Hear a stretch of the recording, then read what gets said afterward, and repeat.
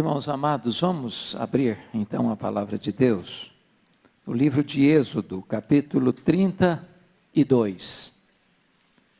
Êxodo, capítulo 32.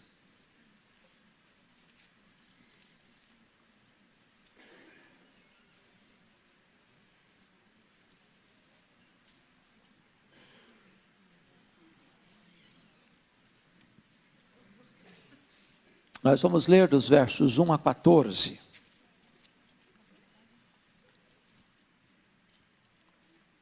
Está escrito: mas vendo o povo que Moisés tardava em descer do monte, acercou-se de Arão e lhe disse: levanta-te, faze-nos deuses que vão adiante de nós. Pois quanto a este Moisés, homem que nos tirou do Egito, não sabemos o que lhe terá sucedido. Disse-lhes Arão: tirai as argolas de ouro das orelhas de vossas mulheres, vossos filhos e vossas filhas, e trazei-mas.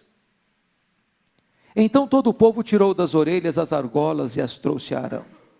Este, recebendo-as das suas mãos, trabalhou o ouro com um buril e fez dele um bezerro fundido. Então disseram: são estes, ó Israel, os teus deuses que te tiraram da terra do Egito. Arão, vendo isso, edificou um altar diante dele e, apregoando, disse: amanhã será festa ao Senhor. No dia seguinte, madrugaram e ofereceram holocaustos e trouxeram ofertas pacíficas. E o povo assentou-se para comer e beber e levantou-se para divertir-se. Então disse o Senhor a Moisés: vai, desce, porque o teu povo que fizeste sair do Egito se corrompeu. Depressa se desviou do caminho que lhe havia eu ordenado. Fez para si um bezerro fundido e o adorou, e lhe sacrificou, e diz: são estes, ó Israel, os teus deuses que te tiraram da terra do Egito. Disse mais o Senhor a Moisés: tenho visto este povo, e eis que é povo de dura cerviz. Agora, pois, deixa-me para que se acenda contra eles o meu furor, e eu os consuma, e de ti farei uma grande nação. Porém Moisés suplicou ao Senhor, seu Deus, e disse: por que se acende, Senhor, a tua ira contra o teu povo, que tiraste da terra do Egito com grande fortaleza e poderosa mão? Porque hão de dizer os egípcios: com maus intentos os tirou para matá-los nos montes e para consumi-los da face da terra. Torna-te do furor da tua ira e arrepende-te deste mal contra o teu povo. Lembra-te de Abraão, de Isaque e de Israel, teus servos, aos quais por ti mesmo tens jurado, e lhes disseste: multiplicarei a vossa descendência como as estrelas do céu, e toda esta terra de que tenho falado, dá-la-ei à vossa descendência, para que a possuam por herança eternamente. Então se arrependeu o Senhor do mal que dissera havia de fazer ao povo. Capítulo 33. Disse o Senhor a Moisés: vai, sobe daqui, tu e o povo que tiraste da terra do Egito, para a terra a respeito da qual jurei a Abraão, a Isaque e a Jacó, dizendo: à tua descendência a darei. Enviarei o anjo adiante de ti, lançarei fora os cananeus, os amorreus, os heteus, os ferezeus, os heveus e os jebuseus. Sobe para uma terra que mana leite e mel. Eu não subirei no meio de ti, porque és povo de dura cerviz, para que te não consuma eu no caminho. Ouvindo o povo estas más notícias, pôs-se a prantear, e nenhum deles vestiu seus atavios, porquanto o Senhor tinha dito a Moisés: dize aos filhos de Israel: és povo de dura cerviz, se por um momento eu subir no meio de ti, te consumirei. Tira, pois, de ti os atavios, para que eu saiba que te hei de fazer. Então os filhos de Israel tiraram de si os seus atavios, desde o monte Horebe em diante. Ora, Moisés costumava tomar a tenda e armá-la para si fora, bem longe do arraial. Ele chamava a tenda da congregação. Todo aquele que buscava o Senhor saía à tenda da congregação que estava fora do arraial. Quando Moisés saía para a tenda, fora, todo o povo se erguia, cada um em pé, à porta da sua tenda, e olhavam pelas costas até entrar ele na tenda. Uma vez dentro Moisés da tenda, descia a coluna de nuvem, e punha-se à porta da tenda, e o Senhor falava com Moisés. Todo o povo via a coluna de nuvem que se detinha à porta da tenda, e cada um à porta da sua tenda adorava ao Senhor. Falava o Senhor a Moisés face a face, como qualquer fala a seu amigo. Então voltava Moisés para o arraial, porém o moço Josué, seu servidor, filho de Num, não se apartava da tenda. Disse Moisés ao Senhor: tu me dizes, faze subir este povo, porém não me deste saber a quem hás de enviar comigo. Contudo disseste, conheço-te pelo teu nome, também achaste graça aos meus olhos. Agora, pois, se achei graça aos teus olhos, rogo-te que me faça saber neste momento o teu caminho, para que eu te conheça e ache graça aos teus olhos, e considera que esta nação é teu povo. Respondeu-lhe: a minha presença irá contigo, e eu te darei descanso. Então lhe disse Moisés: se a tua presença não vai comigo, não nos faça subir deste lugar. Pois como se há de saber que achamos graça aos teus olhos, eu e o teu povo? Não é porventura em andares conosco, de maneira que somos separados, eu e o teu povo, de todos os povos da terra? Disse o Senhor a Moisés: farei também isto que disseste, porque achaste graça aos meus olhos, e eu te conheço pelo teu nome. Então ele disse: rogo-te que me mostres a tua glória. Respondeu-lhe: farei passar toda a minha bondade diante de ti, e te proclamarei o nome do Senhor. Terei misericórdia de quem eu tiver misericórdia, e me compadecerei de quem eu me compadecer. E acrescentou: não me poderás ver a face, porquanto homem nenhum verá a minha face e viverá. Disse mais o Senhor: eis aqui um lugar junto a mim, e tu estarás sobre a penha. Quando passar a minha glória, eu te porei numa fenda da penha, e com a mão te cobrirei, até que eu tenha passado. Depois, em tirando eu a mão, tu me verás pelas costas, mas em minha face não se verá. Eu queria hoje pensar com os meus irmãos, nesta noite, sobre um assunto da mais alta importância para nós. E eu faço com temor e tremor, com um profundo senso de reverência, entendendo que esta é a maior necessidade da minha vida, que esta é a maior necessidade da sua vida, que esta é a maior necessidade da Igreja Presbiteriana de Pinheiros. A minha oração nesta noite é que o Espírito Santo nos ajude. A minha oração é que todo o nosso pensamento agora seja levado cativo à obediência de Cristo. A minha oração é que Deus tenha misericórdia de nós e nos ajude a entender esse texto. A maior necessidade nossa, irmãos, não é das bênçãos de Deus. Elas são tantas, tão ricas, tão abundantes, tão eloquentes. A maior necessidade nossa é da presença de Deus, da presença manifesta de Deus. Não há nenhum propósito na nossa vida e nada neste mundo há de nos dar sentido para a vida, a não ser que nós entendamos com clareza o que é a glória de Deus, o que é estar na presença de Deus e o que é usufruir a intimidade com Deus. Nós estamos vivendo uma geração que busca coisas, que se contenta com coisas, que quer coisas, que luta por coisas, por bens, por bênçãos. Para isso estudamos, para isso trabalhamos, para isso viajamos, para isso construímos todos os nossos projetos, todos os nossos sonhos, todos os nossos ideais, estão construídos ao redor de nós mesmos.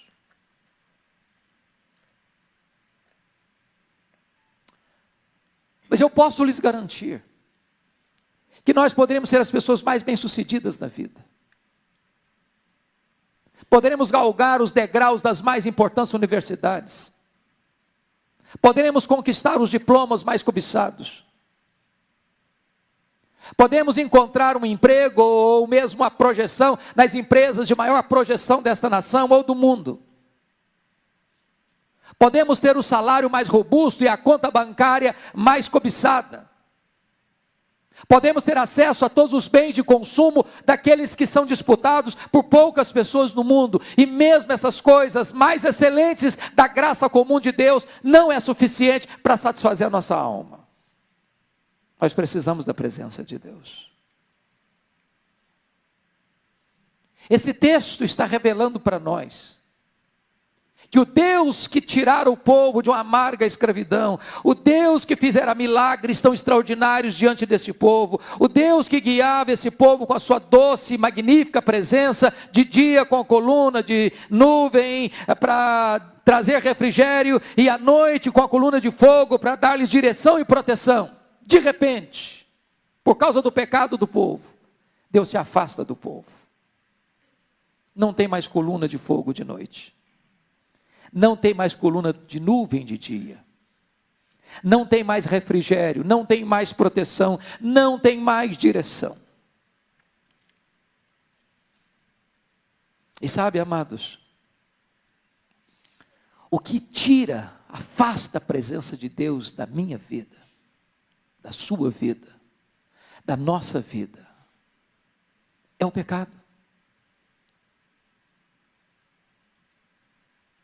E eu estou absolutamente certo de que você e eu sabemos que pecado é esse.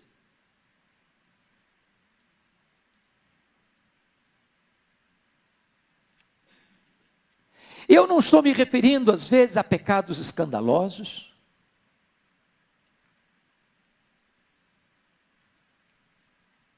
que chocam, escandalizam. Mas aquele pecado, às vezes, de se deleitar de tal maneira nas bênçãos de Deus, que já não tem mais saudade de Deus, que já não tem mais deleite em Deus, que já não tem mais prazer em Deus, que Deus não é mais um encanto da sua vida. O pecado de substituir Deus pelas bênçãos de Deus. O pecado do esfriamento espiritual. O pecado de ir se amoldando este mundo com as suas seduções, com seus prazeres, com seus deleites. O pecado de levar a vida espiritual apenas como um calendário, como uma agenda dominical, onde você vem porque você bate o ponto, mas aqui não está o seu coração, aqui não está o seu prazer, aqui não está a sua alegria. Na presença de Deus não é onde você sente toda a alegria da sua alma.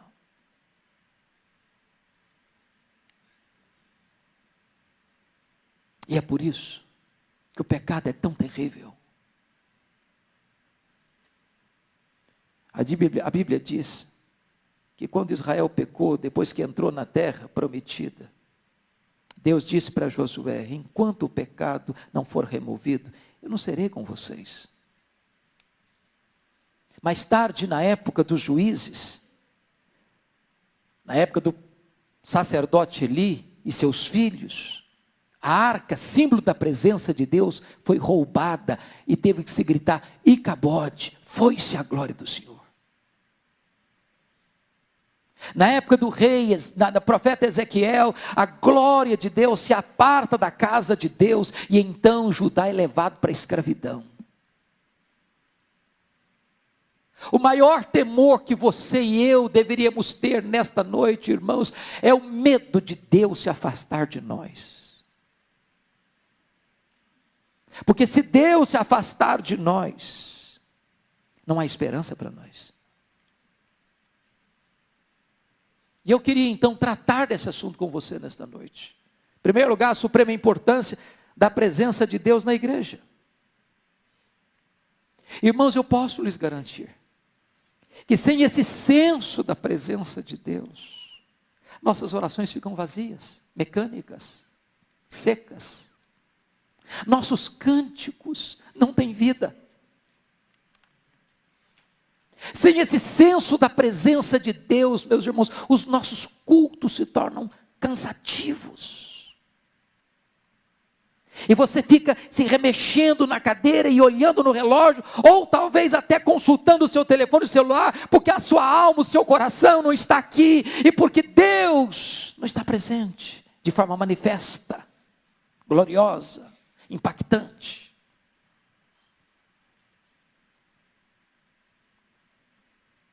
Quando Deus está presente de forma manifesta, isso é notório. Isso é perceptível. Há um senso de temor, há um senso de reverência, há um senso da sua presença tão esmagadora e tão gloriosa, que cabe-nos apenas nos prostrar. Às vezes nós falamos que Deus está entre nós, mas as pessoas não veem Deus. Algumas delas chegam a pensar, será que estão fazendo propaganda enganosa? Dizemos que temos pão, na casa do pão, mas os fornos estão frios, as prateleiras estão vazias, e temos receitas de pão. Mas a grande pergunta é, o que acontece para que a presença de Deus se afaste? O pecado afasta a presença de Deus. E eu quero chamar a sua atenção para o texto lido. A primeira coisa que me chama a atenção nesse texto é que a impaciência do povo levou o povo a buscar outros deuses. Capítulo 32, versículos de 1 a 4. O povo tinha saído do Egito, 400 anos no Egito, muitos deuses. O deus Apis, representado por um bezerro, era o Deus que eles viam o povo adorar, lá no Egito. Moisés tinha subido o monte Horebe, para lá receber as tábuas da lei. 40 dias, 40 noites, e o povo impaciente diz para Arão, olha Arão, esse Moisés foi embora, ele não vai voltar, ele sumiu, ele não dá notícia, então nós precisamos de deuses palpáveis, concretos, então Arão, faça um Deus para nós. E diz a Bíblia que Arão pede o ouro, as argolas, os adereços, que eles tinham tomado lá do Egito, levado da terra do Egito. E diz a Bíblia que Arão pega todo aquele ouro, trabalha todo aquele ouro, funde todo aquele ouro e constrói com as suas mãos um bezerro de ouro. E o povo chama aquele bezerro de ouro de seus deuses. E diz para eles mesmos que o Deus que os tirara da terra do Egito não era mais o Deus vivo, todo-poderoso, mas era aquele bezerro, era um Deus que eles mesmos haviam fabricado. E diz a Bíblia que Arão constrói um altar. Edificou um altar diante dele. E Arão disse, amanhã será festa ao Senhor.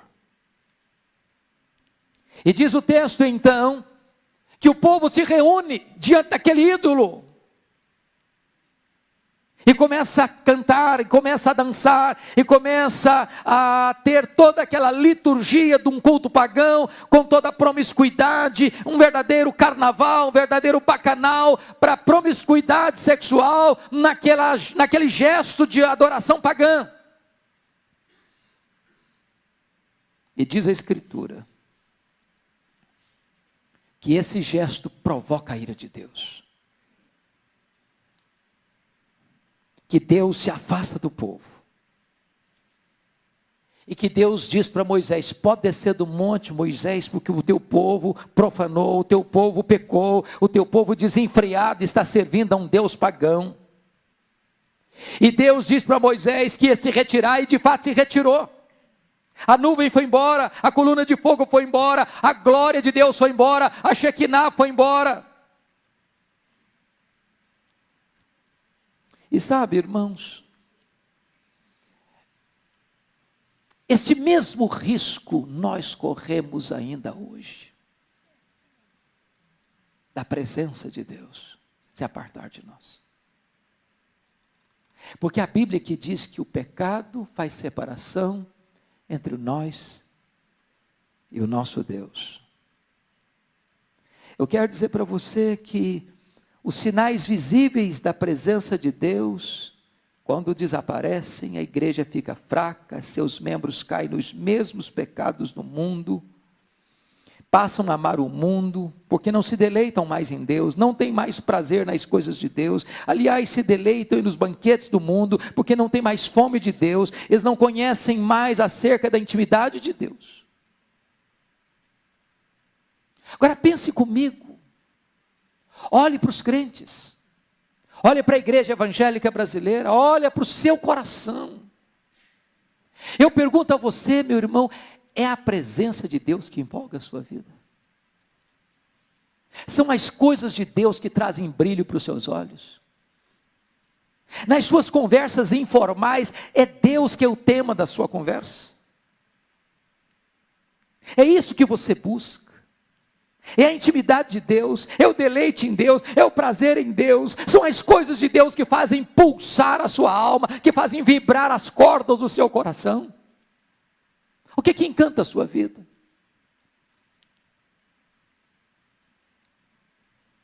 E quando você para observar a necessidade de diagnosticar a causa do afastamento da presença de Deus, eu chamo a sua atenção, por gentileza.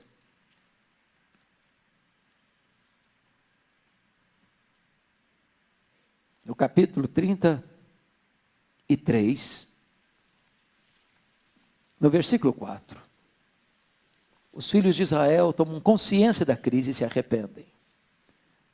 Você pode ler comigo 33:4, por favor? Vamos juntos?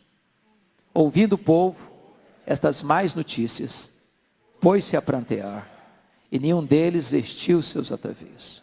Que mais notícias que eles ouviram? Quais foram essas más notícias?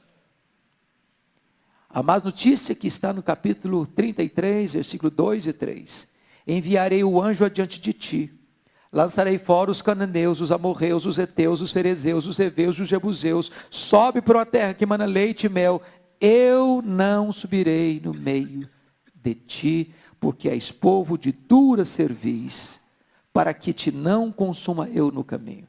A primeira vez que essa expressão aparece na Bíblia, povo de dura cerviz, é aqui. E o que é povo de dura cerviz? Essa palavra era a palavra usada, por exemplo, para aquela junta de boi, ou de bois, que pega um arado para arar a terra. E mesmo com o aguilhão de quem está conduzindo a junta de bois para arar a terra, os bois não obedecem o aguilhão, e contra essas ferroadas faz o que acha que deve fazer sem seguir o comando. Essa palavra era usada para um cavalo que tinha freio na sua boca, e apesar de ser esporado, e apesar do comando do freio, o cavalo não obedece o comando. O que o povo está dizendo, o que o Deus está dizendo é o seguinte, que Deus, apesar de ter dado a sua palavra, apesar de ter libertado, apesar de ter mostrado o seu poder, apesar de ter feito os milagres, apesar de estar dando provisão de maná todo dia, de codornizes, de cuidado, de proteção, de presença, o povo não quer ouvir, o povo não quer ouvir, o povo não quer ouvir, o povo não quer ouvir.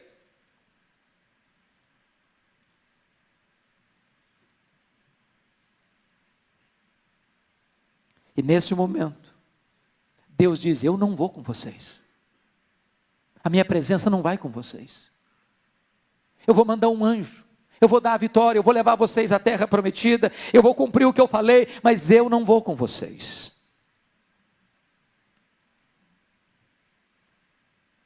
Irmãos amados, quão terrível é o pecado. Porque nos priva do maior bem, a presença de Deus. Você pode morar na casa mais bonita, você pode ter os móveis mais requintados, você pode ir para os restaurantes mais caros, você pode fazer as viagens mais cobiçadas, você pode ter tudo na vida, mas se Deus se apartar da sua alma, há um vazio, há uma angústia. Veja comigo os versos 7 e 8. Precisamos ter consciência de que é por causa do pecado que Deus está se retirando do meio do seu povo. Ora, Moisés costumava tomar a tenda e armá-la para si fora, bem longe do arraial, e lhe chamava a tenda da congregação. Todo aquele que buscava o Senhor saía à tenda da congregação que estava fora do arraial. Quando Moisés saía para a tenda fora, todo o povo se erguia, cada um em pé, à porta da tenda, e olhava pelas costas até ele entrar na tenda. Olha que coisa magnífica. A presença de Deus precisa ser desejada. Mais do que qualquer outra coisa. Quando Deus diz para Moisés, eu não vou com vocês, Moisés toma uma decisão. Meu Deus, nós não podemos ir sem a tua presença. Um anjo é maravilhoso, mas o anjo não basta. A terra prometida é maravilhosa, mas ela não é suficiente. Os milagres que tu vais operar até nos levar à terra prometida são magníficos, mas eles não são suficientes. Mas não basta, irmãos, ter consciência de que nós precisamos da presença de Deus. Nós precisamos buscar esta presença. Até que ela venha. Até que ela volte. Até que Deus se manifeste. O que é que Moisés faz? Arma sua tenda fora do arraial. E ele vai para lá.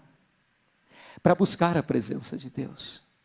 Para dizer, Deus, nós precisamos de Ti. Deus, nós precisamos de Ti. Deus, nós precisamos de Ti. Deus, é da Tua presença que nós precisamos. Oh Deus, volta, Senhor. Volta a coluna de fogo. Volta, Senhor, a coluna de nuvem. Volta a Tua Shekinah, Senhor. Porque é a Tua presença que satisfaz. É conhecer-te, Deus, que é a essência da própria vida eterna. Agora notem. Se queremos a presença de Deus, irmãos, nós precisamos ter coragem para romper com aquilo que afastou de nós a sua presença.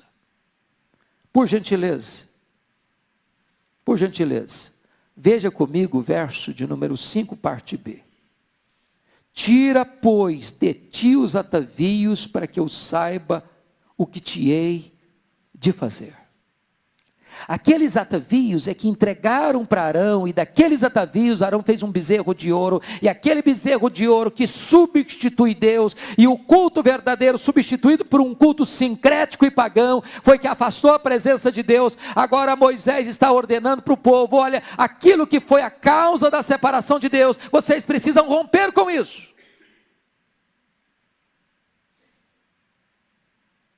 É preciso ter coragem nesta noite e dizer, meu Deus, o que é que está afastando a tua presença da minha vida? O que é, Senhor? Quais são as coisas, meu Deus? Que detalhes são esses? Que práticas são essas? Que pecados são esses? Que hábitos são esses? Que atitudes são essas? E você ter coragem de catalogar, e você ter coragem de nominar, e você ter coragem de dizer, Deus, eu quero romper com isso.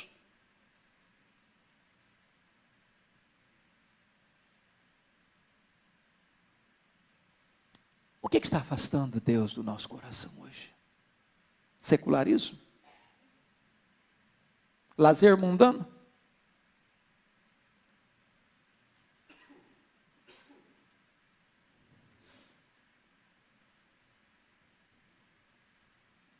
Idolatria? Alcoolismo? Vícios pornográficos? Festas mundanas? Se nós não tivermos coragem de romper com isso, como a Bíblia diz que Jacó teve o confronto de Deus, olha, suba para Betel, meu filho, mas antes, purifique as suas mãos, purifique as suas roupas. Como Deus disse para Josué, tira a coisa contaminada do arraial. Como Deus disse para Elias, remove o Baal do caminho. O que é que precisa ser removido nesta noite do seu coração, da nossa vida, para que a presença de Deus seja restabelecida? Agora notem mais. Nada pode substituir a presença de Deus. Confira comigo, versículo 33, 2. Deus diz, enviarei o anjo adiante de ti. Deus promete um anjo. Mas o anjo não é suficiente. O que mais Deus promete? Deus promete vitória. Versículo 2, lançarei fora os cananeus. Mas não é suficiente. O que mais Deus promete? Deus promete introduzir na terra prometida. Sobe para a terra que emana leite e mel. Mas ela não é suficiente. Nem anjo. Nem vitória. Nem terra prometida. É a presença de Deus, e só a presença de Deus, que pode satisfazer a nossa alma. Como buscar a presença de Deus? Como buscar o retorno à presença de Deus? Confira comigo, por gentileza, mais uma vez o versículo 7, e eu peço que você leia comigo o versículo 7. Vamos juntos, 33:7. Ora, Moisés costumava tomar a tenda e armá-la para si, fora, bem longe do arraial. Ele chamava a tenda da congregação. Todo aquele que buscava o Senhor saía à tenda da congregação, que estava fora do arraial. É curioso isso. E eu louvo a Deus por isso. Porque o nosso líder espiritual aqui em Pinheiros, pastor Erival, é um homem que tem dado para nós exemplo de vida de oração.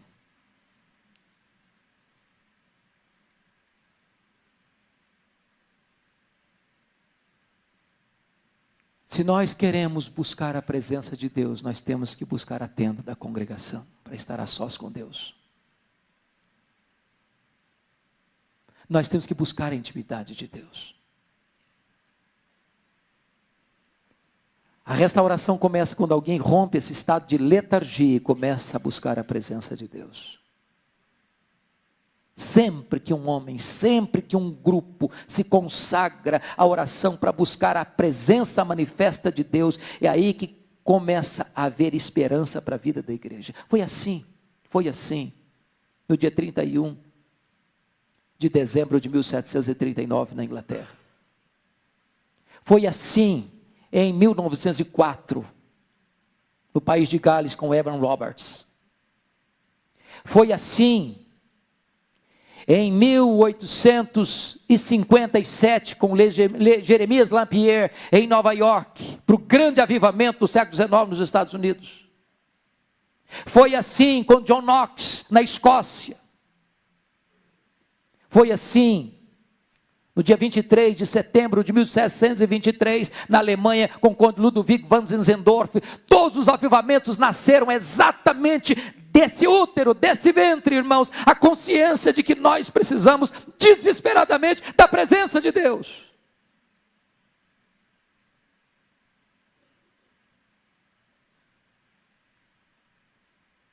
E então eu gostaria de trazer ao seu coração essa verdade que está aí nos versos 7 e 8, que não basta apenas romper com o pecado, esse é o lado negativo necessário, absolutamente necessário, mas uma agenda positiva, e a agenda positiva é exatamente desejar ardentemente pela volta da presença de Deus. Como é que é essa busca? Chama a sua atenção. Primeiro, é uma busca contínua. Versículo 7 diz que Moisés fazia o quê? Costumava tomar a tenda e armá-la para si. Costumava. Sabe o que é costumava? É um hábito. É uma coisa contínua. É uma atitude de perseverança. Ele não suportava a ideia da presença de Deus se apartar e ficar apartada. Ele precisava que essa presença retornasse. Ele reconhece essa necessidade de buscar a Deus continuamente. Segundo, versículo 11, nos informa que o Senhor falava a Moisés face a face, de intimidade com Deus. Na oração, não somente Moisés falava com Deus, mas na oração, Deus falava com Moisés. Não é monólogo, é um diálogo, é intimidade. Por que Moisés orava? Qual o motivo? Eu chamo a sua atenção para o versículo 13. O que ele pede? Qual o conteúdo dessa oração? Agora, pois, se achei graça aos teus olhos, rogo-te que me faças saber neste momento o teu caminho, para que eu te conheça e ache graça aos teus olhos. A necessidade desse homem, irmãos, não é de pedir saúde, não é de pedir prosperidade, embora isso é legítimo, é bíblico. Mas a urgência desse homem é a intimidade de Deus. Ele quer Deus, ele aspira por Deus, ele deseja Deus, ele tem sede de Deus. Desesperadamente ele quer Deus. É a presença de Deus que ele quer, é a intimidade de Deus que ele deseja. Ele quer conhecer nesse momento o caminho de Deus, ele quer conhecer a intimidade de Deus. Mas mais do que isso, ele quer restabelecer a honra da igreja, do povo de Deus. Olha comigo, por favor, o versículo 13 ainda. Na parte B diz: e considera que esta nação é teu povo. Louvado seja o Senhor. Com todas as nossas mazelas, irmãos, com todo o nosso pecado, com toda a nossa frieza, com todo o nosso secularismo, com todos os nossos deslizes, nós somos ainda o povo da aliança. Nós ainda somos o povo de Deus.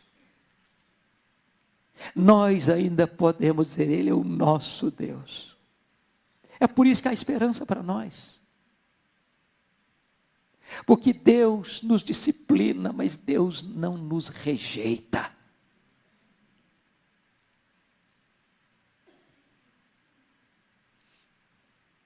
O que mais Ele quer? Versículo 18. Então Ele disse: rogo-te que me mostres a tua glória. E eu nem sei se Moisés está sabendo bem o que está pedindo. Eu nem sei se Deus nos mostrasse a sua glória, se nós suportaríamos a manifestação desta glória. É por isso que Deus diz: não, meu filho, eu não vou te mostrar a minha glória, eu vou te mostrar a minha bondade. Mas o que está claramente delineado aqui, queridos irmãos, é que Deus entende o coração de Moisés, e que ele aspira que a presença manifesta de Deus retorne. Mas preste atenção nisso. O que acontece como resultado da oração de Moisés? A presença de Deus volta. A coluna de nuvem volta. A Shekinah de Deus volta. A restauração chega. Confira comigo, por gentileza, o versículo 9. Você pode ler comigo o verso 9, por favor? Uma vez, dentro Moisés da tenda, descia a coluna de nuvem e punha-se à porta da tenda, e o Senhor falava com Moisés. Eu não vou mais com vocês. E Moisés disse: Senhor, se tu não fores conosco, não nos faça subir. E ele arma a tenda, e ele vai buscar a Deus.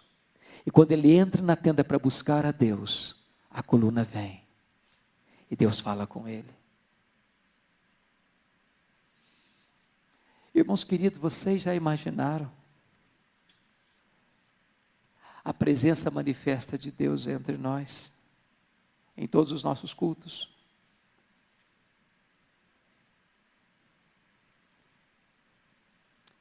Já imaginaram como seria diferente a nossa pregação? Já imaginaram vocês como seriam fortes e poderosos os nossos cânticos? Já imaginaram vocês o impacto que as pessoas sofreriam ao entrar nesta casa? Já imaginaram vocês o senso de reverência que isso produziria no nosso coração ao adentrarmos essas portas? Já imaginaram vocês a agenda pós-culto ao retornarmos para casa, como seria? Já imaginaram o impacto disso durante a semana nos nossos afazeres?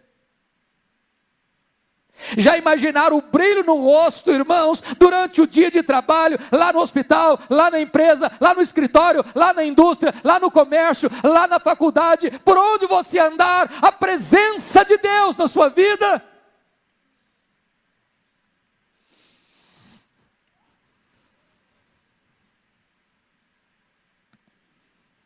Notem comigo o verso 10, quando a presença de Deus veio sobre a tenda, o povo começa a adorar a Deus nas suas tendas. Você pode ler o 10 comigo? Todo o povo via coluna de nuvem que se detinha à porta da tenda. Todo o povo se levantava e cada um à porta da sua tenda adorava o Senhor. Pastor Arival tem batido semana após semana para você trabalhar com vida devocional. Semana após semana. E o que ele está dizendo é que quando a presença de Deus está na congregação, o povo na sua tenda, na sua casa, na intimidade do seu lar, começa a adorar a Deus.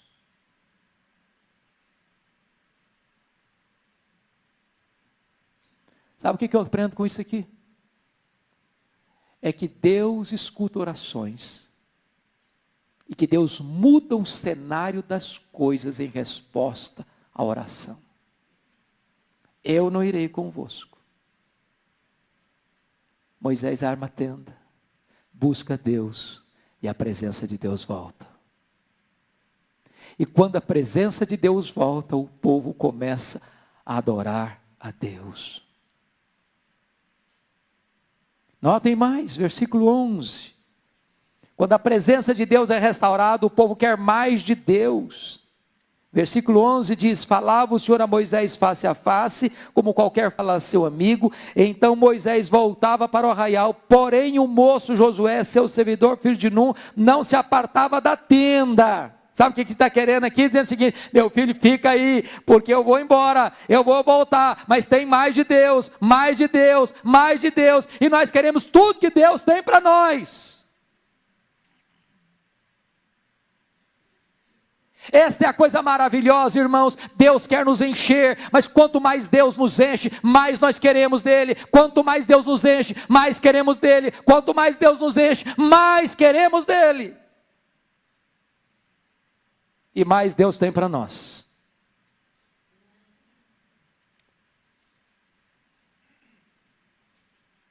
O sinal da presença de Deus que tira embora volta, e a igreja é restaurada quando há uma manifestação da presença de Deus em seu meio.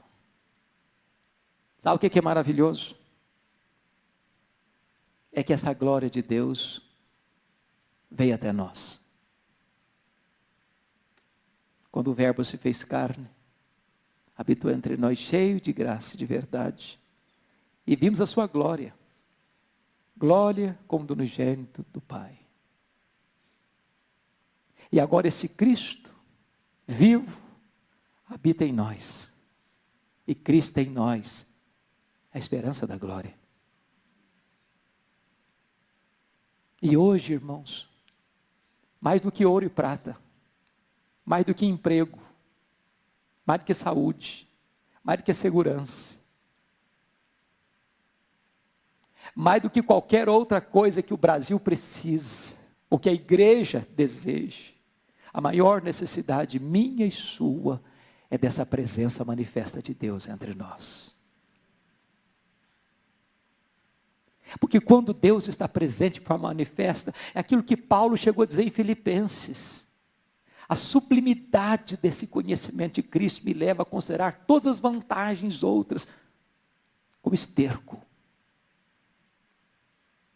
Você encontrou uma pérola, você encontrou um tesouro, você encontrou o maior deleite para a sua alma. E é isso que eu quero, é isso que você deve desejar, é isso que nós estamos buscando. E a minha oração é que nós busquemos essa presença manifesta até que Ele venha e restaure a nossa sorte. Você anseia por isso, irmão? Você quer isso na sua vida? Eu queria orar com você nessa noite. E eu confesso para vocês que eu aspiro isso, desejo isso, mais do que a minha vida. Preciso disso, mais do que o ar que eu respiro.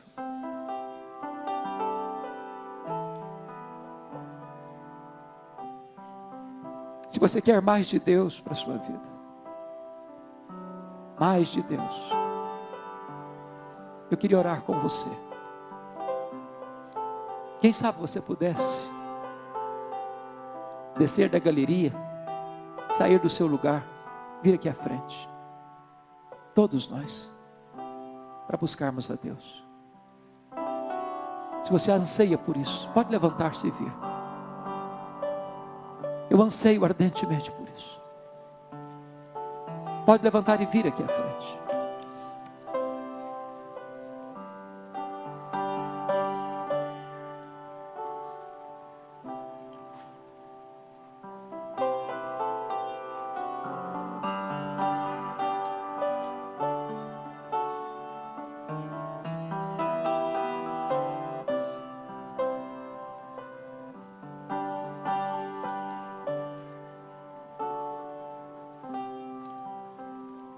Enquanto você está vendo,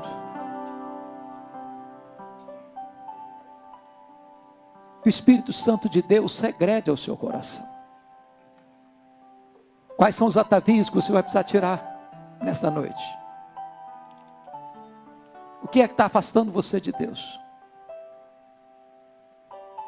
Tenha coragem de romper com isso. Em nome de Jesus. Que práticas são essas? Que atos são esses? Que hábitos são esses? Que hoje, em nome de Jesus, precisa existir uma cisão, um corte radical.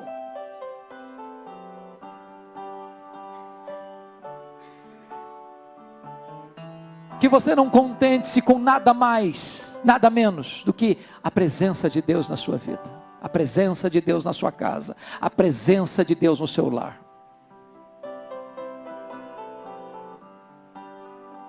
Que esta seja uma noite de restauração para a minha alma, para a sua alma, para o seu coração.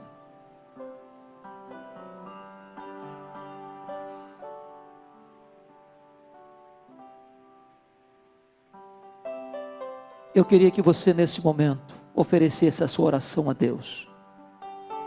No silêncio do seu coração, talvez fazendo o que Ana um dia fez, só balbuciando, mas despejando a sua alma. Fala para Deus. Fala para Deus. O que é que você quer? O que é que você deseja? O que é que você anseia nesta noite?